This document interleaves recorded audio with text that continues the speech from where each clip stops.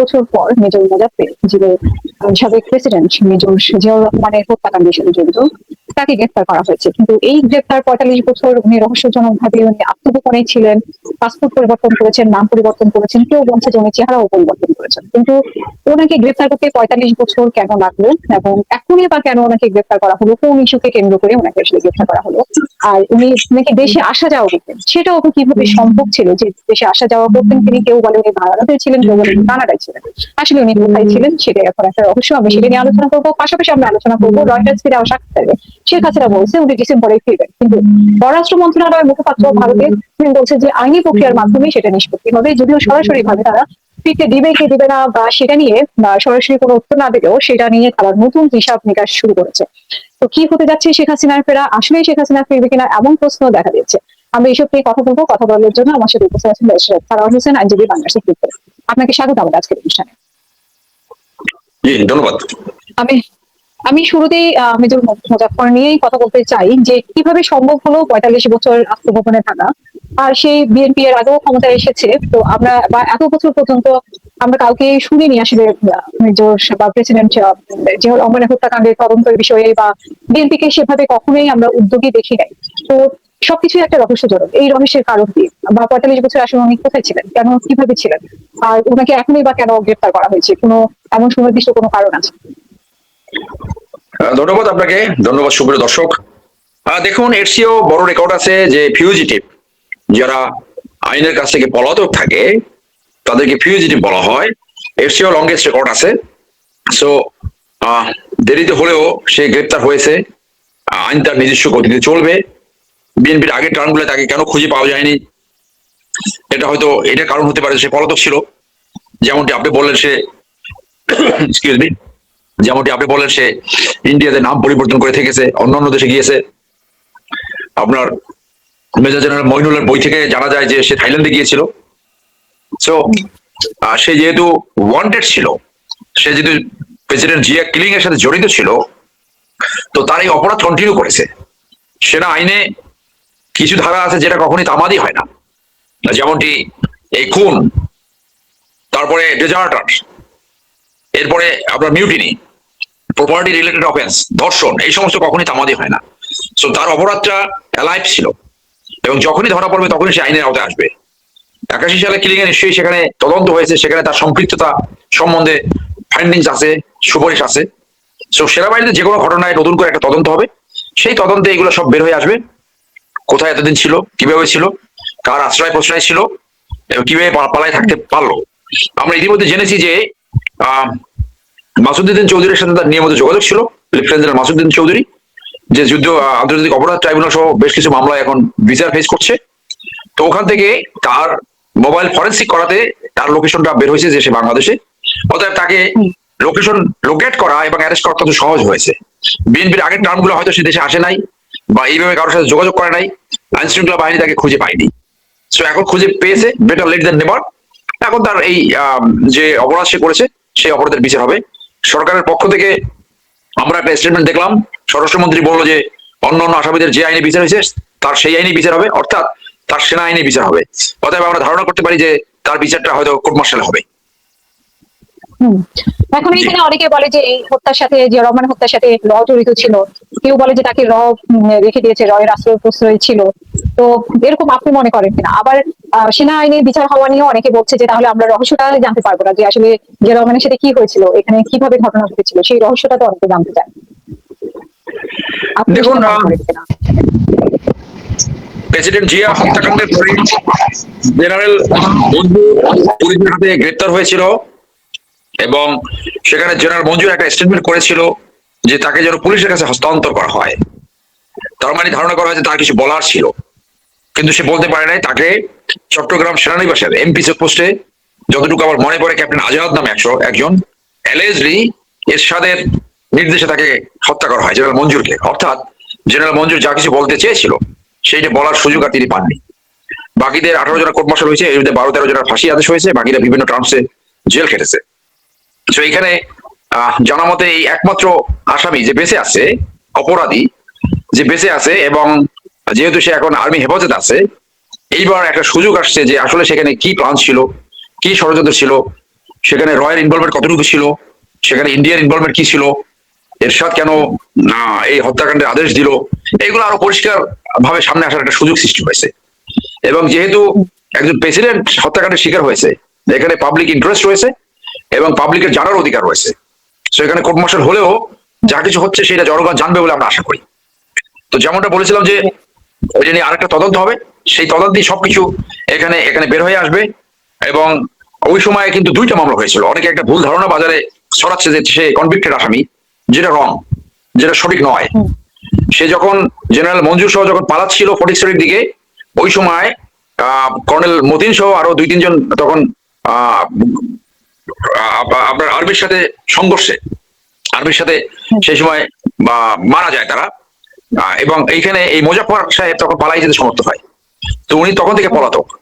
একটা একটা ক্রিমিনাল একটা মামলা হয়েছিল ম্যাজিস্ট্রেট কোর্টে, সিভিল কোর্টে, সেই মামলাটা পরে আর আগায় নাই, এই সেন্সে যে সেখানে কোনো সাক্ষী পাওয়া যায়নি। এখানে বলা প্রয়োজন যে যে কোনো অপরাধ একাধিক আইন দ্বারা যদি ট্রাই করা যায়, তখন যে কোনো একটা আইনে তাদেরকে বিচার করলে সেই বিচার সম্পন্ন হয়েছে বলে ধরা হবে, যে কোনো একটা। তো তারা যেহেতু মিলিটারি সার্ভিসে থেকে এই অপরাধ করেছে, এইটা বাঞ্ছনীয় যে তাদের কোর্ট মার্শাল হবে। কোর্ট মার্শাল অনেকগুলো অ্যাডভান্টেজ আছে, দ্রুত মামলা হয় এবং এটা কোনো আপিল থাকে না, আবার এটা অবিচারের কারণ। তো সেই জন্য তার কোর্ট মার্শাল হয় নাই, আর সিভিল কোর্টে তার ট্রায়াল হয় নাই। এখন তার এই ট্রায়াল হবে এবং এটা সরকার যে অবস্থান নিয়েছে, এতে মনে হচ্ছে যে তার তার জন্য আরেকটা কোর্ট মার্শাল হবে। ধন্যবাদ। অসংখ্য ধন্যবাদ। আমাদের সাথে যুক্ত হয়েছেন মেহেদী হাসান পলাশ। মেহেদী হাসান পলাশ পার্বত্য নিউজ এডিটর সম্পাদক। আপনাকে স্বাগত আমাদের সাথে। এবং সেই সাথে আপনার মাইক্রোফোন অফ করে আমি প্রশ্নটা করি, একটা সাউন্ড আসছে ওখান থেকে। আমরা যেটা নিয়ে আলোচনা করছিলাম যে মেজর মুজাফফর 45 বছর পর এইভাবে মানে এত রহস্যজনক ভাবে উনি ছিলেন, কিভাবে 45 বছর আত্মগোপনে ছিলেন এবং 45 বছর পরে তিনি খুব রহস্যজনক ভাবেই তাকে গ্রেফতার করা হয়েছে এবং আর্মির কাছে নিয়ে দেওয়া হয়েছে। এই বিষয়টা নিয়ে আপনার কাছেও আপনার মতামত শুনতে চাই যে আপনি কি মনে করেন, আপনার কাছে কি মনে হচ্ছে এখানে আসলে কেউ রয়কে দায়ী করছে, আবার উনি নাকি বাংলাদেশে আসা যাওয়া করতেন, কন্টিনিউয়াস থাকতো না অনেক বছর, এটা আসলে কিভাবে সম্ভব হয়েছে? আমাদের গোয়েন্দা সংস্থার কাছে কেন রিপোর্ট ছিল না? এই প্রশ্নটাই বারবার, কারণ আমাদের গোয়েন্দা সংস্থা কি আসলে দুর্বল কিনা, নাকি অন্য কোনো কারণ আছে? আপনার কাছে একটু শুনতে পাচ্ছেন। ধন্যবাদ আপনাকে এবং আমার সহ-আলোচককে এবং এই রাতে যারা শুনছেন সবাইকে আসসালামু আলাইকুম। আশা করছি আমার কথা শুনতে পাচ্ছেন আপনি। জি। আচ্ছা, প্রথমত হলো আমি মানে আমাদের গোয়েন্দা সংস্থাকে সর্বশেষ এই যে তাকে আটক করা হলো এই জন্য বা করতে সক্ষম হয়েছে এই জন্য ধন্যবাদ জানাচ্ছি। এখান দিয়ে শুরু করি ধন্যবাদ দিয়ে। দ্বিতীয়ত হলো যে আপনি প্রশ্ন করেছেন যে তিনি কিভাবে ছিলেন, কোথায় ছিলেন, তাকে কেন আটক করা হলো না। দেখেন, এই যে 40 বছরের মধ্যে সবসময় কিন্তু বিএনপি ছিল না। হ্যাঁ, এর মধ্যে এরশাদ ছিল, এর মধ্যে হাসিনা ছিল 4 বার, অন্তর্বর্তী সরকার ছিল কয়েকবার। হ্যাঁ, তো কাজেই এই সরকারগুলো তো আর ধরবে না। হ্যাঁ, আপনি জানেন, এবং আমরা দেখলাম কোন একটা পত্রিকায় সেখানে লেখা আছে যে মানে তিনি শেখ হাসিনার অনুমতি ক্রমেই বাংলাদেশে আসতেন ভারত থেকে, আবার চলে যেতেন, এবং বিএনপি সরকার যখন ক্ষমতায় থাকতো তিনি তখন সেখানে থাকতেন।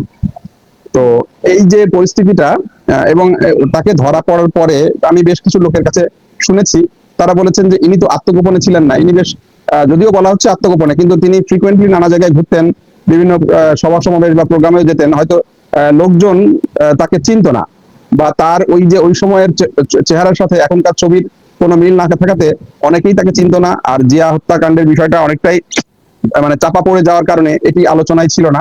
এগুলো নানা কারণে তিনি হয়তো দৃষ্টির অন্তরালে ছিলেন।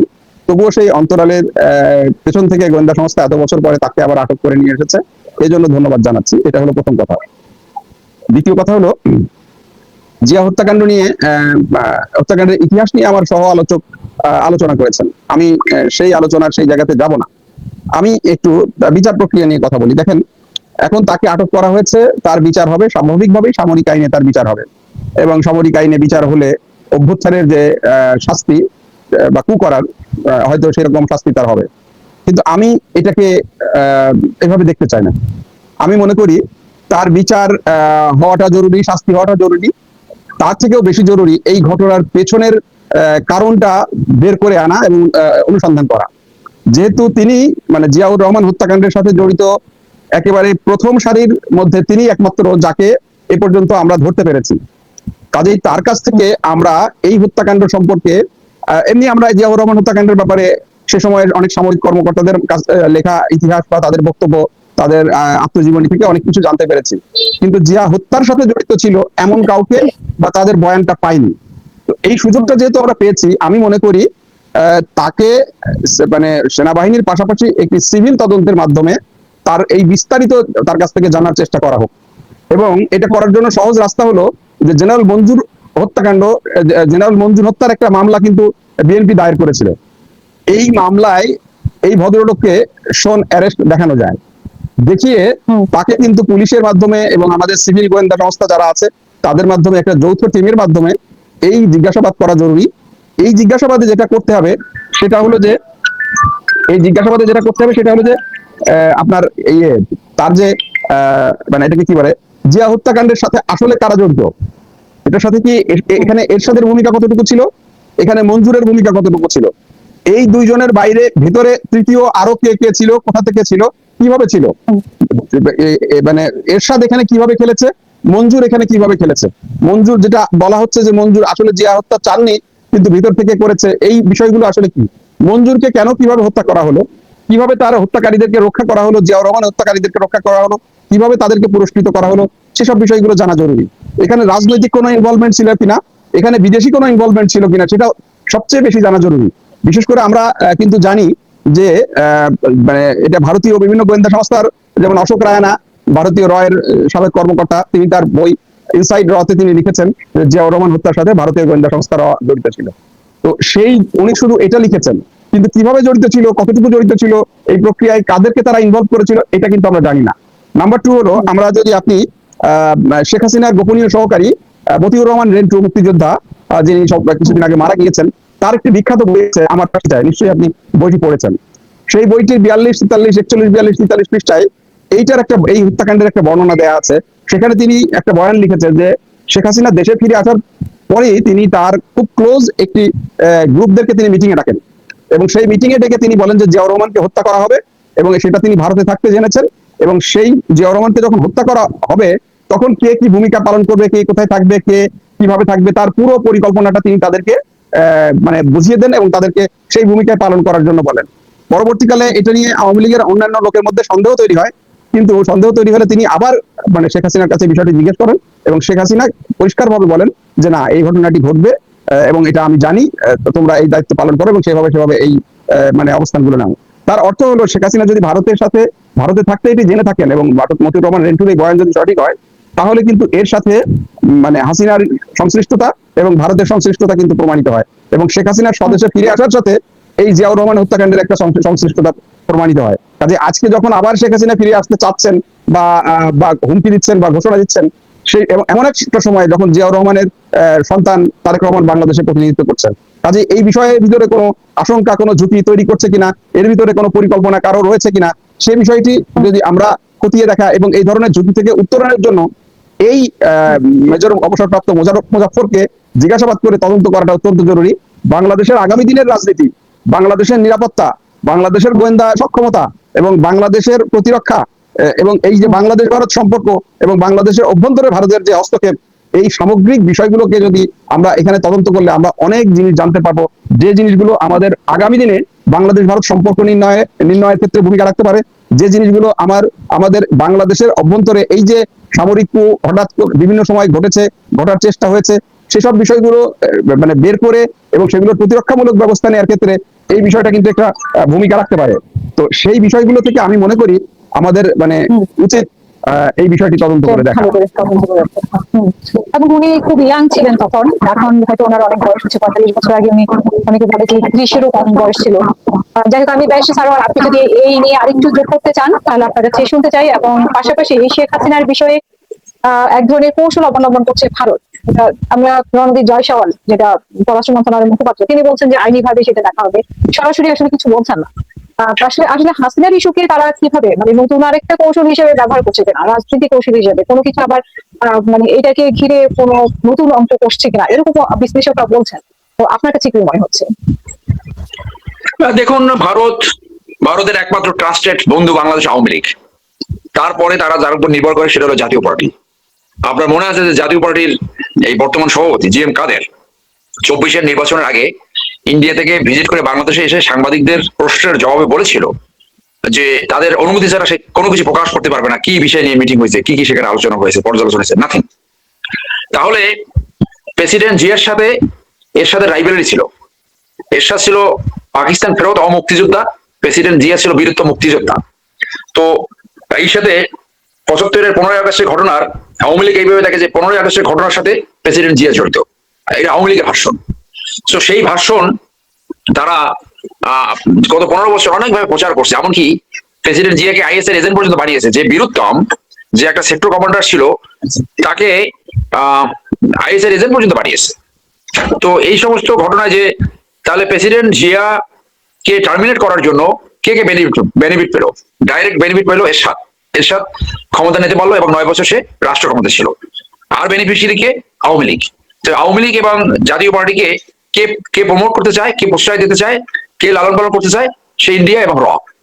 এবং অনেক কমেন্টেটর ইতিমধ্যেই মন্তব্য করেছে, এই বিসাইড রেন্টুর বইতে কি লেখা আছে অথবা ইন্ডিয়ান আইসা ইন্ডিয়া লেখা বইতে কি লেখা আছে, বাংলাদেশে অনেক কমেন্টেটর ইতিমধ্যে বলেছে যে এটা ডাইরেক্ট রয়ের ইনভলভমেন্ট ছিল এখানে। তো তাহলে সেইটা আরো প্রমাণ করে যে কেন মঞ্জুরকে খুন করা হলো, কেন তাকে সে যেটা বলতে চেয়েছিল সেটা কোনো বলতে দেওয়া হয়নি। তো এই সবকিছু কিন্তু আপনি একটা রিজনেবল অ্যাজাম্পশন আছে, যেটা আপনি অ্যাসেসমেন্ট, সেই অ্যাসেসমেন্টে এটা ক্লিয়ারলি এটা কনক্লুড করা যায় যে এটার সাথে রয়ের ইনভলভমেন্ট অত্যন্ত অ্যাপারেন্ট। এবং সেইটা কিন্তু কোনো যারা এই কিলিং মিশনে ছিল, যারা এই কুয়ের সাথে সরাসরি জড়িত ছিল, কারো মুখ থেকে সেটা শোনা যায় নাই। তো সেই সেই সুযোগ আসছে মেজর মুজাফফর যদি এইটার পিছনের যে প্ল্যান, পরিকল্পনা, ষড়যন্ত্র, ফরেন ইনভলভমেন্ট, এইগুলা নিয়ে এর পরের যে প্ল্যান, এইগুলা সেই একমাত্র চাক্ষুষ সাক্ষী যে ডাইরেক্ট কিলিং মিশনে ছিল। প্রেসিডেন্ট জিয়া তাকে দেখে তাকে বলেছিল তোমরা এখানে কি চাও, সে বলছে যে আপনি ডোন্ট বি অ্যাফ্রেড, আপনি ভয় পেন না। এর তখনই পাশে দাঁড়ানো ছিল কর্নেল মতি, সে তাকে গুলি করে হত্যা করে। এরপরে সে জেনারেল মঞ্জুরকে জানায় the president has been killed, এবং পরের দিন সকালে তার লাশ লুকায় রাখার জন্য সে এবং আরেকজন অফিসার যে রাউজানে সেই লাশ দাফন করেছিল। তো এইগুলো তো আমরা ইতিমধ্যেই জানি বিভিন্ন বই লেখা, বিভিন্ন ফ্যাক্টের মাধ্যমে। তো এই সব কিছু যদি আপনি অ্যানালাইসিস করেন তাহলে বোঝা যাবে এখানে রয়ের ইনভলভমেন্ট রয়েছে। বাংলাদেশে যে কোনো ঘটনায় রয়ের একটা হাত থাকে, যেমনটি এই বিডিআর হত্যাকাণ্ডে র ঘটিয়েছে। সো এই দেশকে তারা তাদের কবজায়, আওয়ামী লীগের সবাই যেভাবে তাদের নিয়ন্ত্রণ নিয়েছিল, এই নিয়ন্ত্রণ নেওয়ার জন্য তারা 1971 সালে স্বাধীনতার পর থেকে তারা চেষ্টা করছে। সেইটা কখনো তারা সফল হয়েছে, কখনো বিফল হয়েছে। র পৃথিবীর কোথাও কিন্তু সফল না আদার দেন বাংলাদেশ। বাংলাদেশে আওয়ামী লীগের কারণে তারা গত 15 বছর যেভাবে খুশি সেইভাবে বাংলাদেশকে চালিয়েছে। রাডার স্টেশন থেকে শুরু করে বাংলাদেশ লুটপাট ইত্যাদি সবকিছু করেছে। এবং বাংলাদেশে তাদের একমাত্র উদ্দেশ্য হলো লুটপাট করা। স্বাধীনতা যুদ্ধের তথাকথিত সমর্থন, যেটা ইন্দিরা গান্ধীর নাতি বলেছে পাকিস্তানকে ভাগ করার জন্য তার দাদি এই এই এই প্লেটা করেছিল, এইটা পার্লামেন্টে ইতিমধ্যে আসছে। যে কথা আমরা আগে বহুবার বলেছি যে ইন্ডিয়ার প্রথম অবজেক্টিভ ছিল পাকিস্তানকে ভাগ করা, 2 নম্বর ছিল ডিফেন্স স্পেন্ডিং কমানো, 3 নম্বর হলো বাংলাদেশকে লুটপাট করা। স্বাধীনতা যুদ্ধের পরে তারা হাজার হাজার ট্রাক দিয়ে সমস্ত অস্ত্র, গোলাবারুদ, টাকা, এমনকি ভেসিন পর্যন্ত খুলে নিয়ে গেছে। এবং গত 15 বছর একইভাবে বাংলাদেশকে তারা লুট করেছে। তো সেই সেই দেশের গোয়েন্দা সংস্থা বিএনপিকে, যারা ইন্ডিয়ান পলিসি গ্রহণ করে দেশের স্বার্থে, বিএনপিকে যে বেকায়দায় ফেলবে, বিএনপিকে যে তারা বিভিন্ন ধরনের ষড়যন্ত্র করবে বিএনপির বিরুদ্ধে, এটা তো অত্যন্ত পরিষ্কার। তো সেই ক্ষেত্রে ওই সময় রয়ের ইনভলভমেন্ট এই খুনের সাথে জড়িত বলে ধারণা করা হয়। তো সুযোগ আছে সেইটা এই মেজর মুজাফফর সে যদি সত্য কথা বলে যায়, তাকে সেই জিজ্ঞাসাবাদ করা এবং তার বক্তব্য যদি পেশ করে, সেটা জাতির জন্য ভালো হবে। মানুষের একটা টেন্ডেন্সি থাকে মরার আগে কিন্তু সত্য কথা বলে যায়। ওনার যদি ফাঁসি হয়ে যায়, ফাঁসি হওয়ার সম্ভাবনা বেশি। ওনার ফাঁসি হলে উনি বলে যেতে পারে সত্য কথা আসলে কি হয়েছে, এবং দেশের জন্য অন্তত এই কাজটা করে যেতে পারে, সত্য কথা প্রকাশ করে যাওয়া। তো উনি কি প্রকাশ করবে, কি বলবে, সেটা সময় বলে দেবে। তো আমরা সেটা অপেক্ষা আছি যে একজন লিভিং অ্যাক্টর যে এই ঘটনার সাথে সরাসরি জড়িত ছিল, এবং তার সেই সময় চিটাগং ডিপ হেডকোয়ার্টারে G2 অফিস হিসেবে পোস্টিং ছিল। G2 office is vital post, এবং কর্নেল মতি আমার জানার মধ্যে জিয়াও ছিল। তো এই এই এদের কমান্ড চ্যানেলে জিওসির কাছে যখন তখন তাদের যাওয়ার এক্সেস থাকে, ডাইরেক্ট কথা বলার এক্সেস থাকে। তো এই ভাইটার মধ্যে সে নিশ্চয়ই কোর গ্রুপে ছিল, এবং পরের দিন যে মিটিংটা হয়েছে বিপ্লবী সরকার গঠন করা, সেখানেও সে ছিল। তার মানে সেই পরিকল্পনা এবং এই যা কিছু হয়েছে সেই সম্বন্ধে সে ওয়াকিবহাল। তো এখন এই সুযোগটা কাজে লাগবে বলে মনে হয়, এবং এইটা আমাদের ইতিহাসের অংশ হয়ে যাবে। এইটা আমাদের স্বাধীনতা সার্বভৌমত্ব রক্ষার্থে ইন্ডিয়ার যে নেস্টি প্ল্যান, রয়ের যে নেস্টি প্ল্যান, সেইটা আনার্ট করার জন্য একটা সুযোগ সৃষ্টি হবে। এবং সেই ইস্যুগুলা, অজানা ইস্যুগুলা, যে মিসিং লিঙ্ক গুলো ছিল, সেই লিঙ্ক গুলা সামনে আসবে বলে আমরা মনে করি। এখন আসেন, আপনি ইন্ডিয়া বসে সে যে হামদিদুমে গেছে, তার অনেকে বলে থাকে তার মামার বাড়ি গেছে। শুধু সে না, তার সব বংশ পরিষদ, নেতাকর্মী সব নিয়ে পালিয়ে গেছে। এবং গত 15 বছর যে বা ইন্ডিয়া দালাল হিসেবে আওয়ামী লীগ কাজ করছে, এই ইন্ডিয়া যে তাদেরকে আশ্রয় প্রশ্রয় দিচ্ছে এবং তাদের বিভিন্নভাবে পরিকল্পনা তাদেরকে দিয়ে করাচ্ছে। তিনজন জেনারেল ইতিমধ্যে ক্যান্টনমেন্টে আশ্রয় নিয়েছে, তারাই আশ্রয় দিয়েছে, তারা একসাথে বসে ষড়যন্ত্র করবে, এটাই স্বাভাবিক। এবং বাংলাদেশের বর্তমান সরকার সেই ষড়যন্ত্র কিভাবে রুখে দেওয়া যায় সেটি হবে তাদের প্ল্যান। সমস্ত দেশপ্রেমিক মানুষকে তাদের সামনে আনা উচিত, যারা গত 15 বছর বাংলাদেশের থেকে সাহসিকতার সাথে কাজ করেছে। শুধু চাটুকার বাটপাকে না নিয়ে ভালো মানুষ নিয়ে দল মানে সরকার পরিচালনা করা উচিত এই ধরনের ষড়যন্ত্র রুখে দিতে হলে। তো সেই ক্ষেত্রে সে এই যে ষড়যন্ত্র করে যাবে এটা অত্যন্ত স্বাভাবিক। এবং যারা একবার পতিত হয়, যারা পালিয়ে যায়, তারা মরার একদিন পর্যন্ত এগুলো করতে থাকে, দেশে ফেরত আসার চেষ্টা করতে থাকে এবং ষড়যন্ত্র করতে থাকে। যেমনটা ফার্দিনান্দ মার্কোস ফিলিপিনের, মরার একদিন পর্যন্ত সে ফিলিপিন্স আসার জন্য চেষ্টা করছে, কিন্তু আসতে পারে না। পরবর্তীতে তার ডেড বডিটা ফিলিপিন্সে দাপন করা হয়েছে, এরকম কিছু হয়েছে সেখানে। তো সেটা করতে থাকবে, এটাই স্বাভাবিক। কিন্তু আমার ধারণা সে আসবে না, তার ফেভারেবল সিচুয়েশন যদি সৃষ্টি না হয় সে আসবে না। সে এখানে কে মরলো কে বাঁচলো সেটা তার দেখা পাবে না। সে তাদের যে ব্লাইন্ড সাপোর্টার আছে তাদেরকে চাঙ্গা করার জন্য এবং পরিস্থিতি সৃষ্টি করার জন্য সে সমস্ত সুযোগ গ্রহণ করবে। এবং বাকিটা নির্ভর করবে সরকারের উপরে। মানুষ যাতে এই কথা এই ধারণা ক্রমান্বয়ে সৃষ্টি না হয় যে আমরা আগে ভালো ছিলাম। বর্তমান সরকারের সবচেয়ে বড় চ্যালেঞ্জ হয়েছে সুশাসন এবং ন্যায় বিচার নিশ্চিত করা, দুর্নীতিমুক্ত এবং চাঁদাবাজ মুক্ত সমাজ প্রতিষ্ঠা করা। মানুষ যাতে কোনোভাবে ভোগান্তির সৃষ্টি না হয় এবং মানুষের ভিতরে যাতে ক্রমান্বয়ে এই ধারণা সৃষ্টি না হয় যে আমরা আগে ভালো ছিলাম। মানুষের ভিতরে যদি এই ধারণা সৃষ্টি হয় যে আগের চেয়ে চাঁদাবাজি বেড়ে গেছে, ঘুষ বেড়ে গেছে, অরাজকতা বেড়ে গেছে, রাস্তার ট্রাফিক শৃঙ্খলা ভেঙে পড়েছে এবং আরো ডেটোরেট করছে, এই নিয়ে এই সরকারের সামনে চ্যালেঞ্জ। যদি সেই পরিস্থিতি হয় তখন মানুষ এটা বলা শুরু করবে আমরা আগে ভালো ছিলাম। এবং যদি এই কথা বলা শুরু করে আমরা আগে ভালো ছিলাম, তাহলেই সেইখানে আওয়ামী লীগ অ্যাডভান্টেজ পাবে, সেখানে তাদের ফিরে আসার সুযোগ সৃষ্টি হবে এবং তারা যে কোনো ভাবে ফিরে আসার চেষ্টা করবে, এতে কোনো সন্দেহ নাই। তো সেই জন্য এই সরকারের সামনে বহুবিধ চ্যালেঞ্জ এবং অপরচুনিটি, যাতে এই শরীর ফেরত না আসতে পারে সেইভাবে সরকার পরিচালনা করা উচিত। ধন্যবাদ। অসংখ্য ধন্যবাদ। আমি পলাশ ভাই আপনার কাছেও একই বিষয়ে শুনতে চাই যে এখানে ভারত আবার কোনো কৌশল নিচ্ছে কিনা, যেহেতু শেখ হাসিনা যেহেতু বলেছে রয়টার্সকে এবং আরো অনেকগুলো সাক্ষাৎকার দিয়েছে, মানে যেগুলো এখনো প্রকাশ হয়নি, যেটা আমরা জানি মানে ইন্ডিয়া এবং ইন্ডিয়ার বাইরে বিদেশি সংস্থার মিডিয়াতে উনি আরো কিছু সাক্ষাৎকার দিয়েছে, সেগুলো হয়তো প্রকাশ হবে।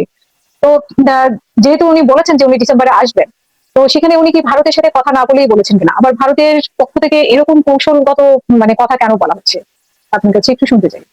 আচ্ছা, প্রথমত একটু একটা কথা বলি। দেখেন যে শেখ হাসিনা আসতে পারেন কিনা এ নিয়ে নানা রকম বয়ান আমাদের দেশে আছে, নানাভাবে আছে। তো এখন সেই বয়ানগুলো যদি আমরা বলি, প্রথম কথা হলো যে দেখেন, মানে শেখ হাসিনার পতনের পরে ইউনূস সরকারের কে মানে কোনোভাবেই ভারত মেনে নিতে পারছিল না এবং তার কর্মকাণ্ডতে ভারত কোনোভাবেই মানে হ্যাপি ছিল না। মানে আমরা যেমন ৩৬ জুলাই একটা পর্যায়ে গিয়ে এই দেশের মানুষ এমন একটা পর্যায়ে গিয়ে দাঁড়িয়েছিল, হোয়াট মেকাম হাসিনার পতন চাই। হ্যাঁ, তো ঠিক তেমনি এই ইউনূস সরকারের সময় একটা পর্যায়ে গিয়ে এমন জায়গায় চলে আসে, হোয়াট মেকাম ইউনূস বিদায় হোক। সেই ইউনূস বিদায় হোক জায়গা থেকে আপনার যখন এই মানে তারেক রহমান দেশে ফিরে আসতে চান বা আসেন এবং এই নির্বাচন এইগুলো নিয়ে এখানে যে ভারতের যে সমস্ত খেলাধুলা আছে সেই খেলাধুলা ভারত মানে করে নাই, ফলে তারেক রহমানকে তাকে মেনে নিতে হয়েছে। হ্যাঁ, মনে হচ্ছিল যে হয়তো তারেক রহমান নানা কারণে হয়তো ইউনূসের মতো হবেন না, বা তারেক রহমান আসলে হয়তো তারা ইউনূস আমলে যে স্বস্তিটা অস্বস্তির মধ্যে আছেন সেই অস্বস্তিটা দূরীভূত হবে। কিন্তু দেখা গেল যে তারেক রহমান দেশে ফেরার পরে তিনি বলেছেন আই হ্যাভ এ প্ল্যান, কিন্তু এই প্ল্যানের তিনি বিস্তারিত ব্যাখ্যা করেন নাই। তিনি শুধু একটা বলেছিলেন এই প্ল্যানের একটা অংশ, সেটা হলো সবার আগে বাংলাদেশ, বাংলাদেশ ফার্স্ট। তো এই বাংলাদেশ সবার আগে বাংলাদেশ বা বাংলাদেশ ফার্স্ট যদি কথা বলি, তাহলে ওই যে প্রেসিডেন্ট জিয়াউর রহমানের প্রথম বাংলাদেশ আমার শেষ বাংলাদেশ, জীবন বাংলাদেশ আমার মরণ বাংলাদেশ, ওই মানে বাক্যের মানে আপডেট ভার্সন হলো সবার আগে বাংলাদেশ, একই কথা এখানে। তো এটাই হলো আসলে একটা জাতীয়তাবাদী শক্তির প্রথম মূল মন্ত্র, সবার আগে বাংলাদেশ। এটাই জাতীয়তাবাদ, এটাই বাংলাদেশি জাতীয়তাবাদ। তো সেই বাংলাদেশি জাতীয়তাবাদের উপরে যখন কেউ দাঁড়ায় এবং বিশ্বাস করে, স্বাভাবিকভাবেই তারেক রহমান যখন তার প্রথম সফর আপনার দিল্লিতে না গিয়ে, তাকে নানা ধরনের প্রলোভন, নানা ধরনের প্রস্তাব, বিভিন্ন রকম ভাবে বিনিয়োগ, হাইলি রিসেপশন এগুলো দেওয়ার পরেও তিনি সেখানে না গিয়ে যখন মালয়েশিয়া হয়ে চায়না গেলেন, তখন কিন্তু আপনার ভারতের এই মোহভঙ্গ হয় যে তারা আসলে যেটা মনে করেছিল সেইখান থেকে তাদের ভুল হয়েছে। এবং সেটা আমার বক্তব্য না, এটা কিন্তু ভারতীয় গণমাধ্যমগুলো এবং ভারতের বিশেষজ্ঞরা কিন্তু এই কথাগুলো এখন তারা অলরেডি বলা শুরু করেছে। এবং পলাশ ভাই, আপনাকে আমি দেখতে পাচ্ছি না, আপনার মনে হয় লাইনটা অফ হয়ে গেছে।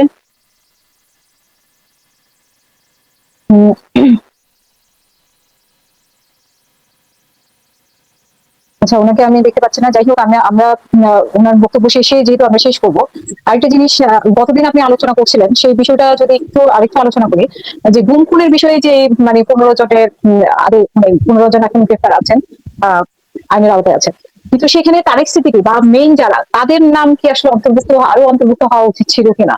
এবং কারণ তাদের অর্ডার মানতে গিয়েই তো এরা অর্ডার পালন করেছে বা কোনোভাবে এরা মানে এই কাজগুলোর সাথে জড়িয়ে গেছে। ওই 3টা মামলায় তারেক সিদ্দিক আছে আসামি, কিন্তু সেটা পলাতক। আচ্ছা, যারা পলাতক আছে তাদেরকে ফিরিয়ে আনার যে প্রক্রিয়া, ইন্টারপোলের মাধ্যমে নোটিশ জারি করা, সেই দেশের সাথে এক্সট্রাডিশন চুক্তি করা, সেই স্টেপগুলো তো আমরা দেখছি না। সেটা চলে আলোচনা বিষয়। যদি বেনজির গ্রেপ্তার হতে পারে দুবাইতে, তাহলে ইন্ডিয়া থেকে ইতিমধ্যে আমার জানা মতে মিনিমাম 5 জনকে এক্সট্রাডিশন করা হয়েছে। এর ভিতরে একজন নূর হোসেন ছিল, এই যে নারায়ণগঞ্জের কাউন্সিলর, যে 7 মার্ডার কেসের সাথে জড়িত। তারপরে ক্যাপ্টেন মাজেদ নামে একজনকে আনা হয়েছে। তাহলে সরকার সেই পলিসি নিচ্ছে না কেন? এইটা যে এই স্টেজ গুলো নিচ্ছে না, এতে মানুষের ভিতরে সন্দেহ দানা বাঁধবে যে আন্ডারহ্যান্ড কোনো আন্ডারস্ট্যান্ডিং আছে কিনা। কারণ বারবার আমরা